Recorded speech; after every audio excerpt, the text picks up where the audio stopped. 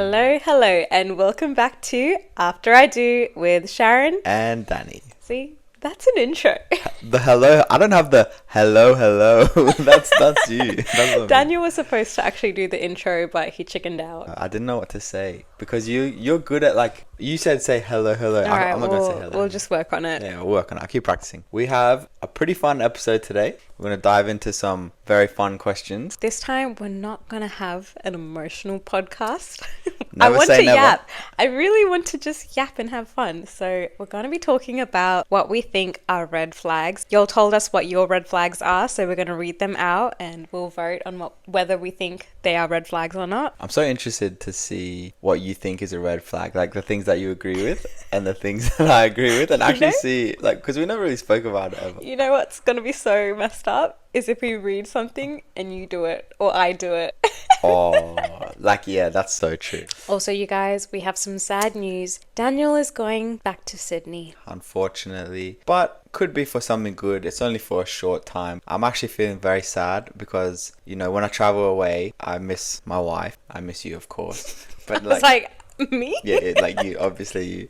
But now I have a daughter and I feel like I'm going to miss her, and she's growing up so fast, and I feel like any moment she's going to start crawling, then potentially walking, and I really don't want to miss crawling. I'm like, okay, like if I miss the start of crawling, that's a bummer, but if I miss walking, I feel like I'd be so honestly, babe, I think you're gonna miss it. No, don't say that to me. I'll be on the first plane back here ASAP. I'm gonna train her to walk. Don't do that. But I really do think so. So Daniel's actually going to be gone for 1 whole month. Yeah. She's coming to 10 months, and y'all know she's going to walk in that 10 months. So she's been rolling around and everything. So I'm nervous. Do you think she's going to cry when you come back? Like, be so excited to see you? Or do you think she's just going to be so chill and just be like, oh, you're back? Like so excited that she'll cry? Yeah, you know, like she'll be like, where were you, sort of thing. Oh, that's so sad.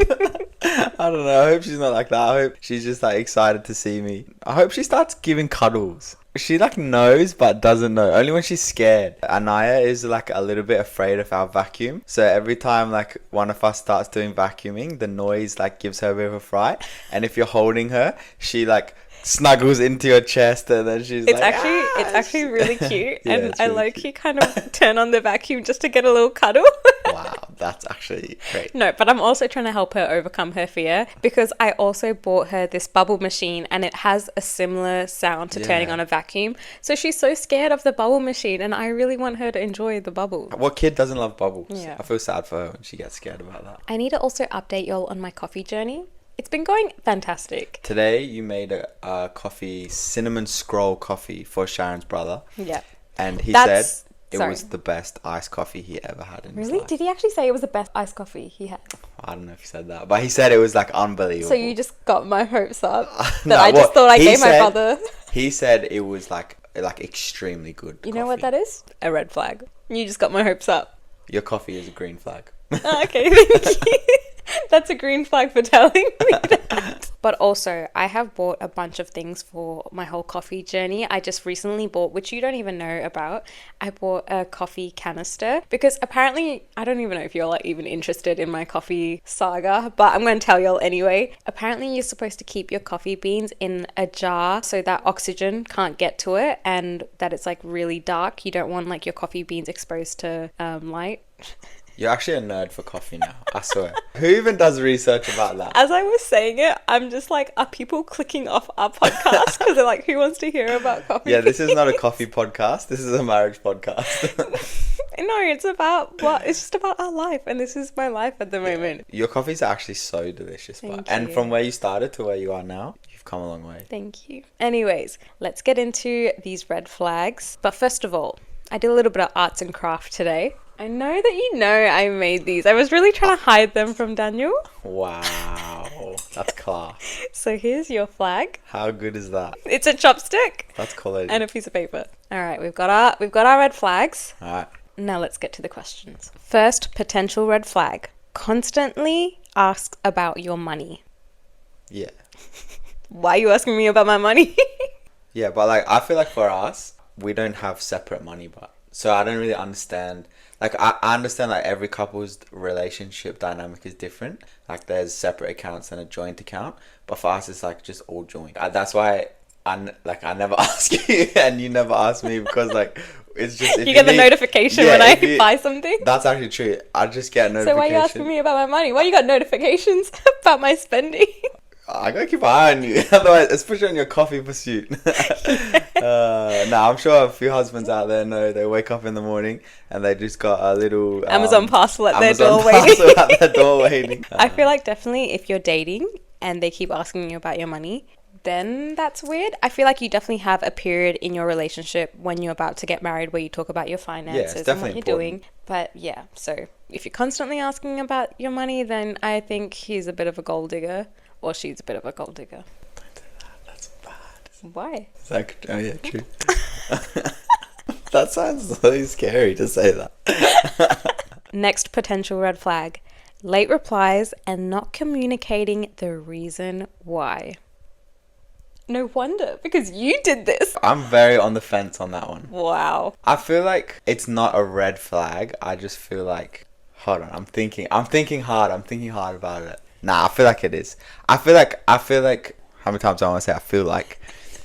I think that if you don't communicate why it was a late reply, then that's bad. But I don't think that late replies are a red flag. That's why I was a bit like on the fence, like yes, but no. And I also think it depends on the context of the conversation. I think if you're in a very serious conversation with somebody about an important topic and you're giving late replies and then you don't say like why, because life happens, like you might have an emergency or whatever, that's fair enough, but you don't communicate why. Yeah, so for that sort of stuff, I'm like, yeah, like you should definitely let the person know why. But if it's just like, hey, what are you doing like this weekend, like general chit chat, then I feel like no, there's not really, it's not a red flag if they take like 2 or 3 days to respond. Okay, I can completely agree with that, because if that was the case, I'm probably like the biggest red flag, because I'll take like, one whole month to reply to you. That's definitely a red flag. But don't take it personally. It's even to me as well. Yeah, I didn't even reply to Daniel. But if you're having a serious conversation, like say you're having an argument or a heated debate by text, I feel like you definitely should be replying instantly, especially if you've already started the conversation. I mean, if you have something to do, it doesn't take a lot. Just send a message saying, be right back, gotta do this. Yeah, why would you true. just leave? You know what I mean? Yeah. Daniel did that. Yeah, I did that in our dating period. I was fuming. It made my blood boil. Something that I definitely learned. I was like, because because being long distance as well, sometimes it was tough to like have conversations or whatever. And then sometimes like in a heated conversation, you need like a little bit of a breather just to take a moment. But I never communicated like, I'll be right back in like 5 minutes or 10 minutes. Or sometimes I think like the worst case was like, I didn't reply for like an hour or something. And it was like, I feel like it was a couple of hours, because I remember constantly checking my phone. Oh, I was getting so mad. And then I definitely had to come to a point where I had to let him know and be like, if you're going to go and take a break, you need to reply, because this is so not nice. Yeah, that's fair enough. And then from that day on forward. So I turned that red flag into a green flag. At least he took it on board, Now he communicates well, and when he needs a breather, he'll let me know, like, babe, I need a minute. That's it. It's about turning red flags into green flags. Okay, so clingy. You know why we're not putting the red flag up? Because we're both extremely clingy. You know what's a red flag? If they're not clingy. Wow. If you're in a relationship, you should be obsessed with each other and want to be around each other. That's actually so true. In my opinion. What do you have to say about this? Like, what's your butt? Nah, I actually have no but. I think if you love your person, then like you always want to be around them like 24/7. I guess sometimes like you gotta go do your own thing as well, because you have your own desires and stuff, and maybe they don't share every desire, which is fine. But then after you're done, you're like, I immediately want to go back to that person. You know what? As I'm thinking about it, it's like if you feel like your partner's being clingy, then maybe that's a little thing that you need to talk about and think about yourself, because you're like, why do I not want to be around my person? Wow. Or why do I feel like that I'm getting too much attention from them? Yeah, that's so true. That's deep. That's a deep discussion. So if you're feeling clingy with your person, you got some tough conversations ahead of you. Another one y'all sent was him not moving to walk closest to the road and me on the inside, the safer side. Is that a red flag? I wouldn't say that's a red flag. I would just say that is A green flag if they do it. yeah, but it's not a red flag if they don't. It's just like it's a gentlemanly act. Yeah, I agree. I do that with you, but You do that with I me. always do that. When the first time you ever did it, I was like, "This is cute." I never had someone do this for me. Yeah, I physically moved you out of the way. I was like, walk on this side, please. Ooh, this is a good one. Ooh, okay. Too friendly without the right boundaries in place towards the opposite sex. Yeah. 100%. I don't even know how to speak on that because I feel like it's just pretty self-explanatory. Yeah. Unless it's like a mutual friend that you both Don't know. wave your flag. Sorry, yeah. I was doing it for like making my point. Unless it's like a mutual friend that you both know, or like somebody that is like respected, like a mentor or something. I feel like that's maybe a little bit different. When it's a mutual friend and you have friends that are the opposite sex but you both know them well, then it's like it's okay to be friendly. But if you're just going up to people that you don't know really well of the opposite gender and you're being super friendly with them and chatting and stuff like that, then it's like, hey, okay, that's a bit weird. But even then, still with the friends that you have that are close, you still have a boundary there. I think there needs to be appropriate boundaries with the opposite sex, and you need to be open with your partner on what those boundaries are, because if you just like have your personal boundaries but you don't communicate, then how are they supposed to know what is too much for you as well? Yeah, true. But that's actually going to be an episode that we're going to talk about, is what our personal boundaries are for each other and for us, like being married and when we were dating and stuff. So stay tuned for that episode. Because boundaries are very important. I will speak on that in another episode. Is this a red flag? Wants to watch his own Netflix shows but refuses to watch yours with you. Nah, not a red flag. What? No. Nah, not a red flag. But I think it's nice to have a show together that you can watch. But let me tell you one thing. There's this meme where it's like the wife is like watching a show and the man's uninterested, but then actually after a couple episodes he becomes interested. That is literally me and Sharon with Gilmore Girls. Sharon was obsessed with Gilmore Girls. She's literally watched it 4 times. All the episodes, all the seasons, 4 times. What can I say? It's my cozy show. And then just the other day, I was in the kitchen and I heard the theme song come on the TV. And I looked over to the screen. And to my dismay, my amazement, I was like, no chance. You're being you so have dramatic. started it again. But then 2 episodes in, I was sitting there watching it with her. Because it's actually a pretty good show. I just love to watch it because it's cozy. It makes me not think about life for a moment. Whereas like your shows, you know, you will never catch me watching Daniel's shows, and that's why it's not a red flag, because I just don't like your TV shows. They're so serious. And But then in saying that, sometimes I'll put on a movie Yeah, or I'll that's put on a TV show and Sharon will be like editing or like on a phone researching something or whatever. And then I'll just see her like looking with her side eye. I'm looking at her, looking at the TV with my side eye. So we're just side eyes all around. no, it's because you get excited because you think I'm going to start getting invested in your But TV you show. do get invested. I'm not. Sharon gets invested. She goes, oh, who's that character? No, She goes, I don't. wait, what happened there? Or sometimes I'll just catch her like this, staring blankly into the screen, so engrossed in what's happening. And I'm like, I've got it. That's true. Anyways, You know it. next one. It's a big potential red flag. Telling their parents every detail about their relationship. That is Big red flag. major Yeah. red flag. Definitely. No matter how much they love their son or daughter-in-law, their opinion on the situation's always going to favour their own child. Honestly, questionable with my parents with how much they love you though.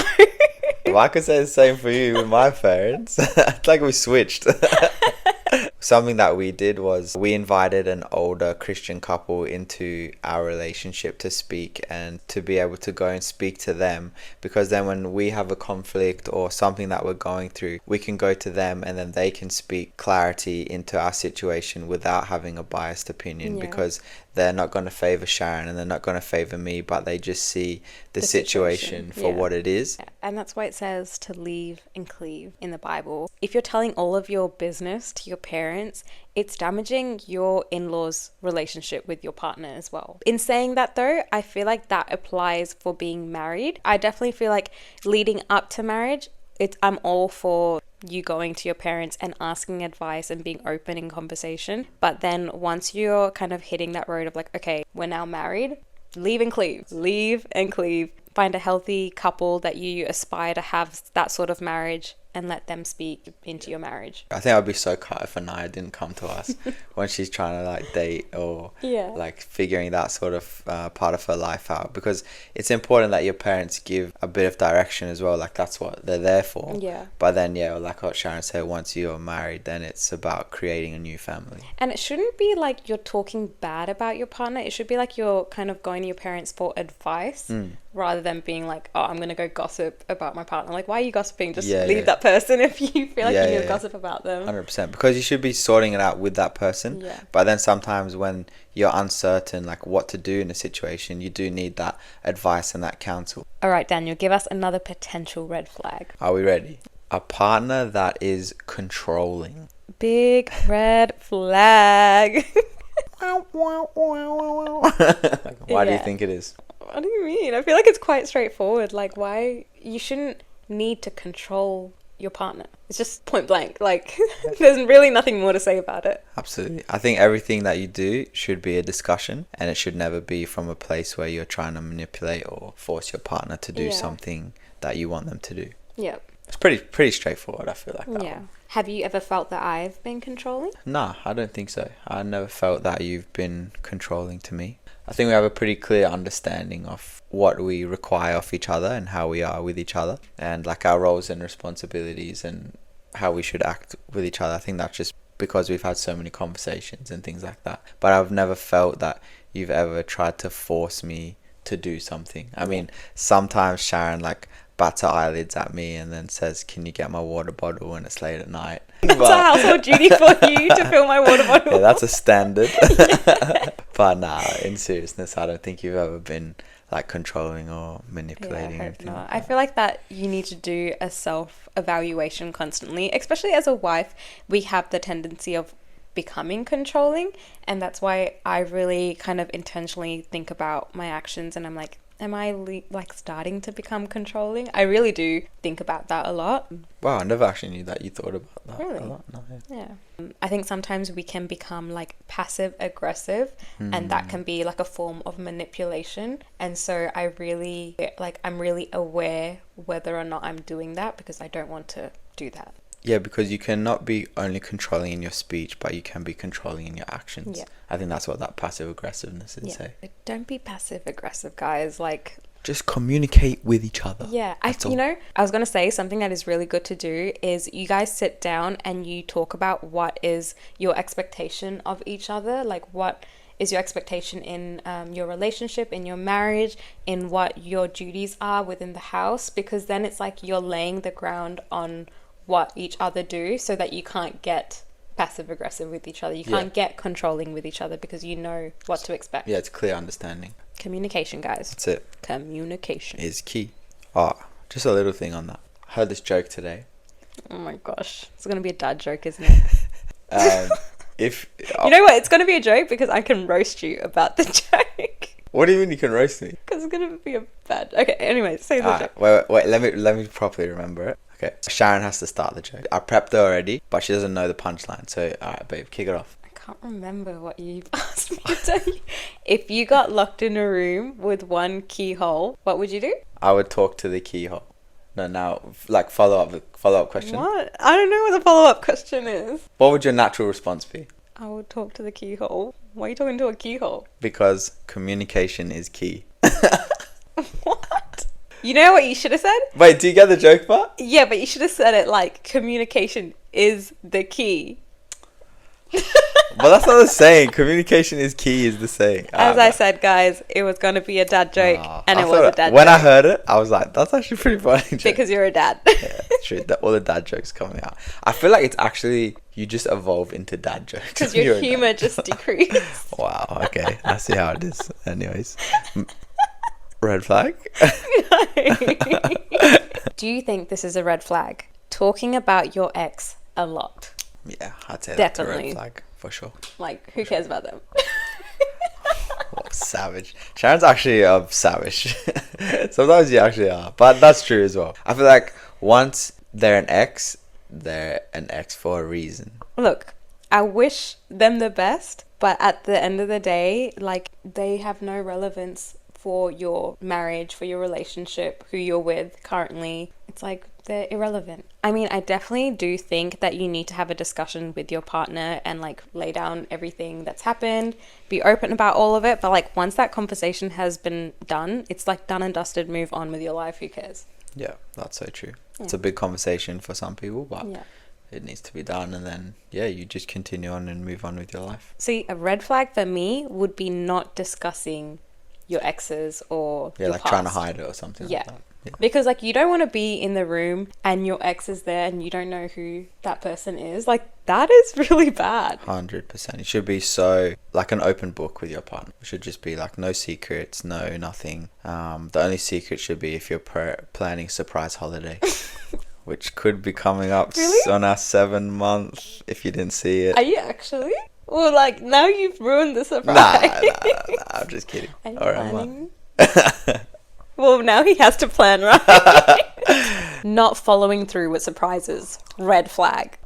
7-month holiday, guys. All right, Daniel, tell me.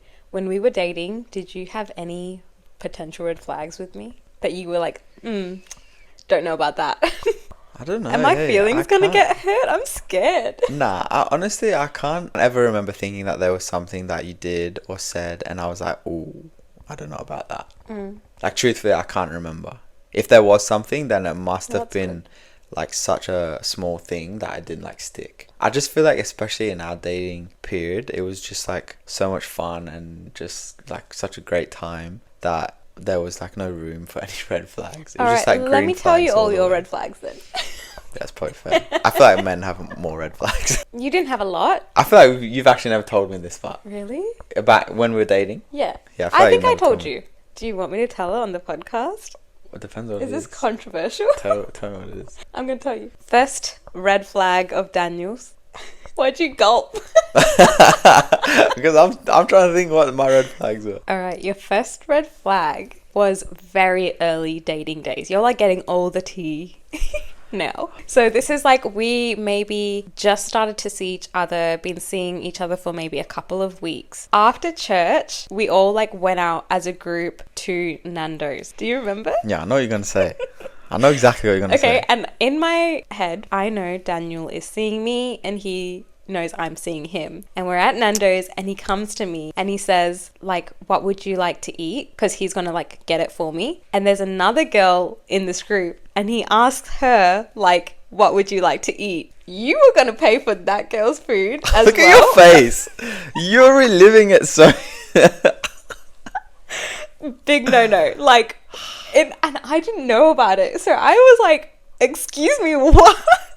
Yeah, that was like one of the biggest red flags, and Daniel knew he had messed up because I drove home. I cut the whole evening short. I was like, nah, not gonna mess with this guy. He's got some issues. Like, I made my way home. When I got home, he called me and he was like, babe, what's wrong? And I was like, as if you're even asking me this question. Yeah, that was a red flag. I definitely messed up on that one. But the thing that made it better for me was your damage control. You did good damage control. You called me, you apologized, and like you kind of like devoted your love to me. Sometimes you're just not thinking. Sorry. I'll tell you what I think are my red flags and you tell me what you think your red flags are. See, he's so happy now because he thinks that he has a red flag on me. Tell me. Nah, say it. Why? I don't know your feelings. You're not going to hurt my feelings. I'm allowing you to tell it. I'm scared though. Tell it. So this was like... Oh my gosh. I'm trying to say in the most gentlest way. This was like not a major red flag, but it was like it had the potential to turn into a major red flag for me. I'm actually so scared. Drinking. Okay, I was going to say that was a red flag for me. So in our early dating days, Sharon loved to have a little bit of a dance on a night out. Just dancing, but Sharon just would like love to dance. Let me explain it. You're going to explain it wrong. Alright, okay? I'll let you explain it. Look, guys, when we met, I was a very early Christian. And the life that I lived before was very non-Christian. Your girl goes out partying every weekend. Like, that was my life that I lived. Because with the friends that I had, that was the lifestyle that I had, is that we drink and we go to the club or we go out to a party or whatever. Guys, I had a 12 o'clock curfew though, so it wasn't that crazy. I got brown parents. I'm going home. Yeah, but I did drink and I didn't know what my limit was, and Daniel had to break it to me. And I definitely got heated when he tried to break it to me, thinking like, who are you to tell me? Like, I said it, I didn't say it in a way that was like trying to condemn you. I just tried to say it in a way to be like, look, you're going on a journey with God, and this is something that is probably not going to help you along that journey. It was coming from a place of love, not from a place to try and like hurt you or something. I could see that if you continued down that path, then that would be a huge red flag. Yeah. And I think it was so important for you to tell me, because it made such a big difference to my life with God. And I really appreciated that you were able to be honest with me and come from a place of love, because if you try to condemn me, he becomes a red flag and I'm going to say goodbye to you. But see, look, we ended up together because it was a green flag that you were able to help me to become a better person, a better version of myself, because you highlighted something to me that I wasn't able to see. So I appreciated that. Sometimes the truth hurts, but when you come from a place of kindness, the person or the situation is much better for it. Yeah. Being kind is not always sugarcoating everything, but being kind is sometimes helping somebody to see something when they can't see it. Come from a place of love, y'all. But that's it. I was actually going to say that was my red flag. So okay. I'm not scared anymore now that I knew it was that. That was it. Just to finish off, we'll finish on a positive note. Okay. You tell me one green flag of mine, and I'll tell you one green flag of yours. I don't want to tell you a green flag. Why? It's too many. Red flag. Boastful. You go first. Really? All Why did you say really like that? Okay, I was thinking of one. Why you got to think so hard? No, I was thinking of a good one. There's Okay. so many. Oh, I'm trying to you. file them in my mind, and I'm Alright. trying to pick the one that is really good. Okay, a big green flag for me, for you, is that, Sharon, you are the most patient person, despite all of our situations, our circumstances, and the transformation that our marriage has had and that I've had as well.